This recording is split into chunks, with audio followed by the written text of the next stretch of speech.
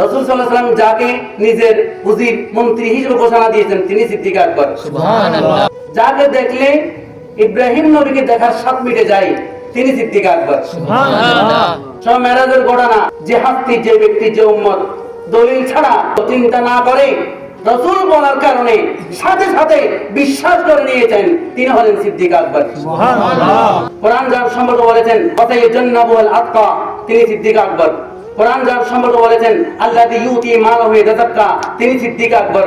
কোরআন যার সম্পর্কে বলেছেন আমালি আহাদিন ইনদাহু মিন নি'মাতিন তুজজা তিনি সিদ্দিক আকবর। কোরআন যার সম্পর্কে বলেছেন ইল্লা বিতিগা ওয়াজহি রাব্বিল আলা তিনি সিদ্দিক আকবর। কোরআন যার সম্পর্কে বলেছেন ওয়ালা সাওফা ইয়ারদা তিনি সিদ্দিক আকবর। কোরআন যার সম্পর্কে বলেছেন ইন্না আকরামাকুম ইনদাল্লাহি আতকাকুম তিনি সিদ্দিক আকবর। কোরআন যার সম্পর্কে বলেছেন ওয়াল্লাযীনা মাআহু হিজরতের আগে হিজরতের সময় হিজরতের পরেও সব সময় আমার রাসূলের সাথে সাথে যিনি সাথী হিসেবে ছিলেন সঙ্গী হিসেবে ছিলেন তিনি হযরত আবু বকর সিদ্দিক রাদিয়াল্লাহু আনহু। চিৎকার দিয়ে বলি সুবহানাল্লাহ।